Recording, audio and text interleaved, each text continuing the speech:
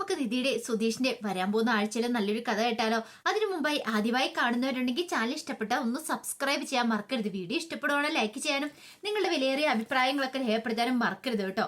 അങ്ങനെ നിധി വാടക വീട്ടിലേക്ക് പോകാൻ പറഞ്ഞു കഴിഞ്ഞപ്പോ സുധീഷിന് ഭയങ്കര സങ്കടമായിപ്പോയി. ഇതങ്ങനെ വെറുതെ വിട്ടിട്ട് കാര്യമില്ലോ. അങ്ങനെ നിധിയിൽ നിന്നും സുധീഷ് ആ കാര്യങ്ങളൊക്കെ മനസ്സിലായി. എവിടെയാണ് വാടക വീട് എടുത്തിരിക്കുന്നുള്ള കാര്യങ്ങളൊക്കെ അത് അറിഞ്ഞു കഴിഞ്ഞപ്പോ സുധീഷ് നേരെ അയാളെ കാണാനായിട്ട് ചെന്നു. അയാളെ കണ്ടു കഴിഞ്ഞിട്ട് അയാളുടെ കാര്യങ്ങളൊക്കെ സംസാരിക്കുകയാണ്. ഞാൻ നിധിയുടെ ഭർത്താവാന്ന് പറയാണ്. ഏത് നിധി എന്നൊക്കെ ചോദിച്ചു ഞാൻ പറഞ്ഞു, ഇവിടെ വാടക വീട് എടുക്കാനായിട്ട് ഒരു പെൺകുട്ടി വന്നിട്ടില്ലായിരുന്നോ നിധി, അവളുടെ ഭർത്താവ് ഞാനെന്ന് പറഞ്ഞു. പക്ഷെ അയാൾക്ക് വിശ്വാസം വന്നില്ല. ഒടുവില് സുധീഷ് തന്റെ ഫോണിനകത്തുണ്ടായിരുന്ന ഫോട്ടോസും കാര്യങ്ങളൊക്കെ എടുത്ത് കാണിക്കുകയാണ്, കല്യാണ ഫോട്ടോ. അയാൾക്ക് വിശ്വാസമായി. അതെ, അവൾക്ക് വീട് കൊടുക്കണ്ട, വീട് കൊടുക്കരുതെന്നൊക്കെ പറഞ്ഞുകൊണ്ട് അയാളെ ഭീഷണിപ്പെടുത്തി. ഒടുവില് അയാൾ പറഞ്ഞ് ടോക്കൺ അഡ്വാൻസ് ഒക്കെ വാങ്ങിയതാന്ന് പറയാം. അതൊന്നും കുഴപ്പമില്ല, കൊടുത്തിട്ടുണ്ടെങ്കിൽ കാണിച്ചരാ എന്നൊക്കെ പറഞ്ഞു. ഒടുവിൽ അയാൾക്ക് എന്ത് ചെയ്യണമെന്ന് അറിയില്ല, വല്ലാത്ത ടെൻഷനായിപ്പോയി. ഒടുവിൽ അയാൾ പറഞ്ഞില്ല, കൊടുക്കില്ല എന്നൊക്കെ പറയണം. അങ്ങനെ സുധീഷ് സന്തോഷത്തോടുകൂടി വീട്ടിലേക്ക് വരുവാണ്. ഈ സമയത്ത് സുഭാഷിന് നല്ല ടെൻഷനായിരുന്നു. കാരണം നിധി വീട് വിട്ട് പോവല്ലേ. അപ്പൊ നിധി പറഞ്ഞിട്ടുണ്ടായിരുന്നു, എനിക്കൊരു വാടക വീട് ശരിയായി ഞാൻ പോകുക എന്നൊക്കെ. പിന്നീട് സുധീഷിനോട് എന്ന് സുഭാഷ് കാര്യങ്ങളൊക്കെ പറയണം. ഇത്രയും ദിവസം ഒരു കുഴപ്പമില്ലായിരുന്നു, എന്ത് സന്തോഷത്തോടെ വീട് പോയിക്കൊണ്ടിരുന്നേ. പെട്ടെന്ന് അവള് പോകുമല്ലേ, എന്ത് ചെയ്യണമെന്ന് അറിയില്ല. ആ സമയം സുധീഷ് പറഞ്ഞു, പോകുവാണെ പോട്ടെ ഏട്ടാ, ഞാൻ അതിനെക്കുറിച്ചൊന്നും ചിന്തിക്കുന്നില്ല. അപ്പൊ സുഭാഷ് ചീത്ത പറയുന്നുണ്ട്, ഒന്നുമല്ലേലും നീ കെട്ടിയ താലിയല്ലാതെ അവളുടെ കഴുത്തിൽ കിടക്കണേ, എന്നിട്ട് നീ എന്തിനാണ് ഇങ്ങനെയൊക്കെ പറയണേ.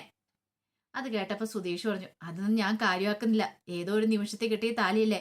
ഇപ്പൊ എനിക്കൊരു മോഹം സ്വന്തമായിട്ടൊരു കാറ് വാങ്ങണമെന്നാ. അപ്പോഴേക്ക് സുഭാഷ് അതിന് പൈസ എവിടുന്നാ, എങ്ങനെയാലും പൈസ ഉണ്ടാക്കി വാങ്ങണം എന്നൊക്കെ പറഞ്ഞു. പക്ഷെ സുഭാഷിന് അറിയില്ലല്ലോ സുധീഷ് പോയി വാടക വീട് കൊടുക്കലെന്ന് പറഞ്ഞ കാര്യങ്ങളൊക്കെ. അതാണ് എത്ര ധൈര്യത്തിൽ നിൽക്കുന്നതെന്നൊക്കെ. പിന്നീട് സുധീഷ് നിധിയും തമ്മിൽ സംസാരിക്കുന്ന സമയത്ത് സുധീഷ് നിധിയോട് ചോദിച്ചു, പോണം നിർബന്ധമുണ്ടോ? അങ്ങനെയൊക്കെ ചോദിച്ചു കഴിഞ്ഞപ്പോ നിധി പറഞ്ഞു, പോണം, പോവാതിരിക്കാൻ പറ്റില്ല എന്ന് പറയണ. അല്ല അത് പിന്നെ, ഓ ഇനിയിപ്പോ ഈ താലി ഞാൻ കഴുത്തേലിട്ടുകൊണ്ട് നടക്കുന്നുണ്ടായിരിക്കില്ലേ. ഈ താലി അഴിച്ചു തരണമെന്ന് എനിക്ക് ആഗ്രഹമുണ്ട്, പക്ഷെ ഞാനത് പതുക്കെ ചെയ്യാട്ടോ. കാരണം ഞാൻ ചെന്നപ്പോൾ ആ വാടക വീട്ടിലെ ഓണർ എന്റെ കഴുത്തിൽ താലി കിടക്കുന്നുണ്ടായിരുന്നു. കല്യാണം കഴിഞ്ഞെന്ന് പറയുകയും ചെയ്തു. പെട്ടെന്ന് ഇനിയിപ്പോൾ താലി ഇല്ലാതെ കയറി ചെന്നിട്ടുണ്ടെങ്കിൽ അയാൾ എന്ത് വിചാരിക്കും? അതുകൊണ്ട് ഞാൻ പിന്നീട് അത് ഊരി തരാന്നൊക്കെ സുധീഷിനോട് പറയാ. സുധീഷിന് നല്ല വിഷമായി. സുഭാഷ് അത് മറിഞ്ഞെന്ന് കേൾക്കുന്നുണ്ടായിരുന്നു. സുഭാഷിന് വിഷമായി. ഇനിയിപ്പോൾ എന്ത് ചെയ്യാൻ പറ്റും? അങ്ങനെ പിറ്റേ ദിവസമായി കഴിഞ്ഞപ്പോഴത്തേനും നിധി ഭാഗമെല്ലാം പാക്ക് ചെയ്ത് വെച്ചു. ഇന്നാണ് പോകേണ്ട ദിവസം. അപ്പോഴേക്കും സുഭാഷ് കൂടെ അങ്ങോട്ട് വന്നു. സുഭാഷ് വന്നിട്ട് നിധിയോട് ചോദിച്ചു, പോണോന്നൊക്കെ ചോദിക്കുമ്പോൾ നിധി പോണോന്നൊക്കെ പറയണം. ശരി, കാപ്പ് ഓടിച്ചിട്ടൊക്കെ പോയാൽ മതി എന്ന് പറയണം. അന്ന് നികേഷിന് കോളേജും ഉണ്ടായിരുന്നു. അപ്പം നികേഷൊക്കെ കോളേജിൽ പോകും. പോരാ പിന്നെ ഹരീഷ് വർക്ക്ഷോപ്പിലേക്കും പോകും. ആ സമയത്താണെങ്കിൽ പിന്നെ പ്രശ്നങ്ങളൊന്നും ഇല്ലല്ലോ പോകുമ്പോൾ. അല്ലെങ്കിൽ നികേഷ് ചോദിക്കും, എങ്ങോട്ടാ ചേച്ചി പോകുന്നത്? നികേഷിനും ഈ പറയുന്ന ഹരീഷിനും സത്യാവസ്ഥയൊന്നും അറിയില്ല, അവരുടെ വിവാഹം നടന്ന എങ്ങനെയാന്നുള്ള കാര്യങ്ങളൊക്കെ.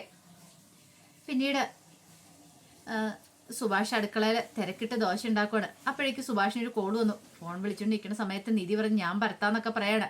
അങ്ങനെ നിധി എന്ത് ചെയ്തു, ദോശ ഉണ്ടാക്കാൻ പരത്തുക. നിധിക്ക് അത്ര അറിയുന്നുണ്ടായിരുന്നില്ല. നിധി പരത്തിയപ്പോൾ ശരിയായതുമില്ല. സുഭാഷ് ഫോൺ വിളിച്ചിട്ട് അങ്ങോട്ട് വന്നു. അപ്പോഴേക്ക് നിധി കാര്യം പറഞ്ഞു, ഞാനാണെങ്കിൽ ചെയ്തിട്ട് ശരിയാകുന്നില്ല സുഭാഷ് ചേട്ടാ ദോശ ഉണ്ടാക്കിയിട്ട്. സുഭാഷ് ചേട്ടൻ എങ്ങനെ ഇത്ര കൃത്യമായിട്ട് ഇത്ര വട്ടത്തിൽ ഇങ്ങനെ സെറ്റപ്പായിട്ട് ദോശ ഉണ്ടാക്കണം എന്നൊക്കെ ചോദിച്ചു. സുഭാഷ് പിന്നീട് പറഞ്ഞു കൊടുത്തു എങ്ങനെയാ ദോശ ഉണ്ടാക്കുന്നതിന് പരത്തുന്നതിനൊക്കെ. അത് ഇച്ചിരി ദോശക്കല്ലിൽ എണ്ണ തടവണം എന്നൊക്കെ പറഞ്ഞിട്ട് അങ്ങനെ കാര്യങ്ങളൊക്കെ പറഞ്ഞു കൊടുക്കുകയാണ്. പിന്നീട് നിധി അങ്ങനെ ചെയ്തു നോക്കി. നിധിക്കും ഇഷ്ടമായി, സന്തോഷമായി. അങ്ങനെ എല്ലാവരും കൂടെ സന്തോഷത്തോടെ ഇരുന്ന് ആഹാരം കഴിച്ചു. പിന്നീട് നികേഷ് കോളേജിലേക്ക് പോകാൻ തുടങ്ങുകയാണ്. അപ്പം നികേഷിനൊന്ന് എക്സാം തുടങ്ങുകയാണ്. ആ സമയത്ത് സുഭാഷിനോട് അനുഗ്രഹമൊക്കെ മേടിച്ചു. സുഭാഷ് ചേട്ടാ എന്നെ അനുഗ്രഹിക്കണം എന്നൊക്കെ പറഞ്ഞ് കാല് തൊട്ട് അനുഗ്രഹമൊക്കെ മേടിക്കുക. സുഭാഷോട് നന്നായിട്ട് പഠിച്ചു നല്ല മിടുക്കരായിട്ട് വരണം, നന്നായിട്ട് പോയി എക്സാം എഴുതണമെന്ന് പറഞ്ഞു. പിന്നീട് നിധിയുടെ കാല് തൊട്ട് അനുഗ്രഹം മേടിക്കാൻ തുടങ്ങുന്ന സമയത്ത് നിധി സമ്മതിച്ചില്ല, കാല് പിന്നോട്ട് വലിച്ചു. അതെ, നീ സുഭാഷ് ചേട്ടൻ്റെ കയ്യിൽ നിന്ന് അനുഗ്രഹം മേടിച്ചാൽ മതി, അത് മതി എന്നൊക്കെ പറഞ്ഞു. അപ്പോഴാണ് നികേഷ് ആ കാര്യം പറയണേ. അതെ, ഞാൻ എന്തുകൊണ്ടാ നിധി എടുത്തിയുടെ കാല് തൊട്ട് അനുഗ്രഹം മേടിച്ചെന്നറിയാവോ? എനിക്ക് അമ്മയില്ല. അപ്പൊ അതുകൊണ്ട് അമ്മയുടെ സ്ഥാനത്താണ് ഞാൻ നിധി അടുത്തേ കാണുന്നത്. അമ്മയായിട്ടും ചേച്ചിയായിട്ടും ഒക്കെയാണ് കാണുന്നത്. നേരത്തെ എന്ന് പറഞ്ഞാൽ എനിക്ക് വീട്ടിലേക്ക് വരാൻ പോലും ഇഷ്ടമില്ലായിരുന്നു കോളേജ് വിട്ട്. കാരണം വന്നിട്ടുണ്ടെങ്കിൽ ആകെപ്പാടെ വല്ലാത്തൊരു ബുദ്ധിമുട്ടാണ്, ഒരു ഏകാന്തത ഫീൽ ചെയ്യും. ഇവരൊക്കെ വരുന്നോടം വരെ തനിച്ചിരിക്കണമല്ലോ. ഒരു അവധി ദിവസം വന്നിട്ടുണ്ടെങ്കിൽ എനിക്ക് ഭയങ്കര ബുദ്ധിമുട്ടാണ്. എന്തിനാ ഈ അവധി എന്നൊക്കെ ഓർക്കും. അന്നും കൂടെ ക്ലാസ് വേണമെന്ന് ഞാൻ ആലോചിച്ചിരുന്നു. പക്ഷെ ഇപ്പോഴങ്ങനെയല്ല, കോളേജ് വിട്ട് ഓടി വരാൻ എനിക്ക് തോന്നും വീട്ടിലേക്ക്. വന്നു കഴിയുമ്പോഴേ നിധിയടുത്ത് ഇവിടെ ഉണ്ടല്ലോ, സംസാരിക്കാം, ആരൊക്കെയോ നമ്മളെ കാത്തിരിക്കുന്നുണ്ട് എന്നൊരു ചിന്ത മനസ്സിലേക്ക് വരും. അതൊക്കെ പറയുമ്പോഴത്തേനും നികേഷിന്റെ കണ്ണൊക്കെ നിറഞ്ഞു വന്നു. അതുകൊണ്ട് എനിക്ക് ഭയങ്കര സന്തോഷമുണ്ടെന്നൊക്കെ പറഞ്ഞു. ഈ സമയം നിധിക്ക് എന്ത് ചെയ്യണമെന്ന് അറിയില്ല. പിന്നീട് സുഭാഷ് പറഞ്ഞേടാ നീ പോയിട്ട് വാ. ഹരീഷ് പറഞ്ഞേടാ ഞാൻ പോകുന്ന വഴിക്ക് നിന്നെ അങ്ങോട്ടേക്ക് വിടാന്ന് പറയണം കോളേജിലേക്ക്. അങ്ങനെ എന്ത് ചെയ്തു, അവർ രണ്ടുപേരും കൂടെ അങ്ങോട്ടേക്ക് പോയി. അവർ പോയതിന് ശേഷമാണ് നിധിയും സുധീഷും കൂടെ വാടക വീട്ടിലേക്ക് പോന്നെ. അങ്ങനെ അവർ വാടക വീട്ടിലേക്ക് പോവാണ്. ആ സമയത്ത് സുഭാഷിന് നല്ല സങ്കടം ഉണ്ടായിരുന്നു. സുഭാഷ് കരയുന്നുണ്ട്. കാരണം കുടുംബത്തിന്റെ പ്രശ്നങ്ങളൊക്കെ മാറി നോർത്ത് സന്തോഷിച്ചിരിക്കുമായിരുന്നു. അപ്പൊ ഇനി വലിയ പ്രശ്നം വരാൻ പോവാണ്. അങ്ങനെ ആടേക്ക് പോകുന്ന സമയത്ത് നിധി ഒന്നും സംസാരിക്കുന്ന പോലും ഉണ്ടായിരുന്നില്ല. സുധീഷ് ഭയങ്കര സന്തോഷത്തില. സുധീഷ് പാട്ടൊക്കെ വെച്ചിട്ടുണ്ട്. അപ്പൊ നിധി ഓർത്തു താൻ പോവാന്ന് പറഞ്ഞിട്ട് ഒരു സങ്കടമൊന്നും ഇല്ലല്ലോ സുധീഷിന് എന്നൊക്കെ ചിന്തിക്കുകയും ചെയ്തു. അങ്ങനെ വാടകവിന്റെ അവിടെ ചെന്ന് കഴിഞ്ഞപ്പോഴത്തേനും സുധീഷ് പറഞ്ഞ് ഞാനും കൂടെ കയറി വരാം ഭാഗമൊക്കെ എടുത്തോണ്ട്. വേണ്ട ഞാൻ തന്നെ പോയിക്കോളാം. കാരണം നിധി ഒരു കള്ളത്തരല്ല പറഞ്ഞിരിക്കുന്നത്, തന്റെ കല്യാണം കഴിഞ്ഞ് ഭർത്താവ് ഇവിടെ ഇല്ലെന്ന്. അപ്പൊ സുധീഷുമായിട്ട് കയറി ചെല്ലുമ്പോൾ അവർക്ക് സംശയം തോന്നിയാലോ എന്ന് കരുതിയിട്ടാണ് അങ്ങനെയൊക്കെ പറയണത്. അങ്ങനെ പിന്നീട് നിധി അങ്ങോട്ട് കയറി ചെന്ന് അവിടെ ചെന്ന് ഓണറെ കാണുകയാണ്. ഓണറെ കണ്ട് അതെ ഞാൻ ഇന്ന് ഇവിടെ താമസിക്കാൻ വന്നാന്ന് പറഞ്ഞു. അപ്പോഴേക്കും അയാൾ പറഞ്ഞു അതെ നിങ്ങൾക്ക് ഇവിടെ മുറിയില്ലാന്ന് പറയണേ. മുറിയില്ലാന്നോ? ഞാൻ ടോക്കൺ അഡ്വാൻസ് ഒക്കെ തന്നല്ലേ. അപ്പൊ പിന്നെ എങ്ങനെയാ വാടകയ്ക്ക് വീട് തരാമെന്ന് പറഞ്ഞിട്ടില്ലേന്ന് ചോദിച്ചു. അതൊക്കെ അപ്പൊ പറഞ്ഞു. പക്ഷെ ഭാര്യയോട് സംസാരിച്ച് കഴിഞ്ഞപ്പോൾ ഭാര്യ പറഞ്ഞു ഒറ്റയ്ക്ക് ഒരു പെൺകുട്ടി വന്ന് താമസിക്കുന്നത് ശരിയല്ല എന്ന് പറഞ്ഞു. അത് കേട്ടപ്പോൾ നിധി പറഞ്ഞു ഇതൊക്കെ നിനക്ക് നേരത്തെ പറയാൻ മേലായിരുന്നോ? എന്ത് ചെയ്യാനാ, എന്റെ ഭാര്യയ്ക്ക് സമ്മതമില്ലാതെ എനിക്ക് നിങ്ങൾ ഇവിടെ നിർത്താൻ പറ്റില്ല. ബാച്ചിലേഴ്സ് ആണെങ്കിലും കുഴപ്പമില്ല, ആണുങ്ങൾ തനിച്ച് അവൻ താമസിക്കുന്നതിനും കുഴപ്പമില്ല. പക്ഷെ ഒരു പെൺകുട്ടി അത് കല്യാണം കഴിഞ്ഞ് ഇങ്ങനെ വന്ന് താമസിക്കുമ്പോൾ എന്നൊക്കെ അയാൾ പറയണം. നിധിക്ക് ഭയങ്കര വിഷമായി. നിധി പറഞ്ഞു അങ്ങനെയൊന്നും പറയരുതേട്ടാ, എന്റെ ഏക പ്രതീക്ഷയായിരുന്നു ഈ വീട്, എങ്ങനെ പറയരുതെന്നൊക്കെ പറഞ്ഞു. അത് കേട്ടപ്പോൾ അയാൾ പറഞ്ഞു എനിക്കിനി വേറെ നിവൃത്തിയില്ല, നിങ്ങൾ ഇവിടെ നിന്നോടൊന്നും കാര്യമില്ല എന്ന് പറഞ്ഞു. നിധിക്ക് എന്ത് ചെയ്യണമെന്നറിയില്ല. നിധി ആകപ്പാടെ വിഷമിച്ചു പോയി. ഒടുവിൽ നിധി അവിടെ നിന്ന് പുറത്തേക്ക് ഇറങ്ങി വരുമ്പോൾ സുധീഷ് അവിടെ കാത്തിരിക്കുന്നുണ്ട്. സുധീഷിന് അറിയാലോ വാടക വീട് കിട്ടാതെ അവൾ തിരികെ വരുമെന്ന്. അതിനുള്ള പണി അവൻ ഒപ്പിച്ചിട്ടാണല്ലോ ഇരിക്കുന്നേ. അങ്ങനെ നിധി വരുന്ന കണ്ടപ്പോൾ നികേഷ് ചോദിച്ചു അല്ല സുധീഷ് ചോദിച്ചു അല്ല ഇതെന്ത് പറ്റി വന്ന് എന്തെങ്കിലും എടുക്കാൻ മറന്നുപോയോ? വണ്ടിക്കകത്ത് എന്തെങ്കിലും ഉണ്ടോ? ഞാൻ എടുത്തരാന്ന് പറഞ്ഞു. അതൊന്നുമല്ല. പിന്നെയോ? അതെ വീട് സെറ്റായില്ല എന്ന് പറഞ്ഞു. സെറ്റ് ആയില്ലയോ? അപ്പൊ എല്ലാം സെറ്റായെന്നും പറഞ്ഞോണ്ടാണല്ലോ പോയത്. ഇപ്പൊ എന്ത് പറ്റിയെന്നൊക്കെ ചോദിച്ചു. അത് കേട്ടപ്പം നിധി പറഞ്ഞു അതറിയില്ല, ടോക്കൺ അഡ്വാൻസ് ഒക്കെ വാങ്ങിയതാ, ഇപ്പൊ വീട് തരാൻ പറ്റില്ലെന്ന് പറഞ്ഞു. സുധീഷ് പറഞ്ഞു അങ്ങനെ പറഞ്ഞോ, അന്നാ ഒന്ന് ചോദിച്ചിട്ട് തന്നെ കാര്യം വരാൻ പറയണം. അങ്ങനെ നിധിയും കുട്ടിക്കൂടെ അങ്ങോട്ട് ചെന്നു. ഓർഡറോട് ചോദിച്ചു നിങ്ങൾ എന്ത് പരിപാടിയാണ് കാണിച്ചേ? ടോക്കൺ അഡ്വാൻസ് ഒക്കെ വാങ്ങിയിട്ട് നിങ്ങൾ മുറി കൊടുക്കില്ല എന്ന് പറഞ്ഞോ എന്നൊക്കെ ചോദിച്ചു. അയാളൊരു അന്താളിപ്പോട് കൂടി സുധീഷിനെ നോക്കുവാണ്. കാരണം ഇന്നലെ വന്നിട്ട് വീട് കൊടുക്കലെന്ന് പറഞ്ഞിട്ട് ഇന്നിപ്പോ ഇങ്ങനെ ചോദിക്കുന്നു. ആ സമയത്ത് സുധീഷ് പറഞ്ഞു എന്താ നിങ്ങളൊന്നും മിണ്ടാത്തേന്ന് ചോദിക്കുക. അത് പിന്നെ ഞങ്ങൾക്ക് ഇഷ്ടമില്ല കൊടുക്കാനായിട്ട്, അതുകൊണ്ടാന്ന് പറയണം. ആ സമയം നിധിയെ നോക്കിയിട്ട് നികേഷ് പറഞ്ഞു കണ്ടില്ലേ ഈ പുള്ളിക്കാരന് ഇഷ്ടമില്ലെന്നാ പറയണേ. ഇനിയിപ്പോ നമ്മളിവിടെ നിന്നോണ്ട് കാര്യമൊന്നുമില്ല നിധി, നമുക്ക് വേറെ വീടിൽ ഏതെങ്കിലും അന്വേഷിച്ച് കണ്ടുപിടിക്കാന്നൊക്കെ പറഞ്ഞു.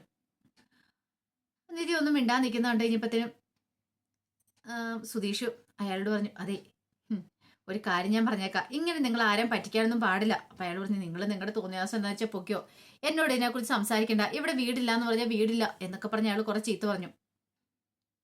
ഒടുവില് നിധി സുധീഷിനോട് പറഞ്ഞു നമുക്കിപ്പോ ഇനി ഇവിടെ നിൽക്കണ്ടെന്ന് പറയണ. അങ്ങനെ പുറത്തേക്ക് ഇറങ്ങുക. ഭയങ്കര സന്തോഷമായി സുധീഷിന്. ഈ സമയത്ത് ആകെപ്പാടെ വിഷമത്തിലായിരുന്നു സുഭാഷ്. ഇനിയിപ്പോൾ കുറച്ച് കഴിയുമ്പോഴത്തേനും അവൻ വരും, നികേഷ് വരും, അവനോട് എന്ത് മറുപടി പറയും എന്നൊക്കെ ഇങ്ങനെ വിചാരിച്ചു. അങ്ങനെ കുറേ സമയം കഴിഞ്ഞു. വൈകുന്നേരം ആയി കഴിഞ്ഞപ്പോഴത്തേനും ഹരീഷും നികേഷും കൂടെ വീട്ടിലേക്ക് വരുവാണ്. വന്നു കഴിഞ്ഞപ്പോഴത്തേനും നികേഷ് നിധിയെ അടുത്തേതും വിളിച്ചോണ്ടാ കയറി ചെല്ലുന്നേ. പക്ഷെ നിധിയെ കണ്ടില്ല. ആ സമയത്ത് സുഭാഷ് അങ്ങോട്ട് വന്നു. സുഭാഷിനോട് ചോദിച്ചു എന്തേ നിധിയെ അടുത്ത് എന്തേന്ന് ചോദിക്കുക.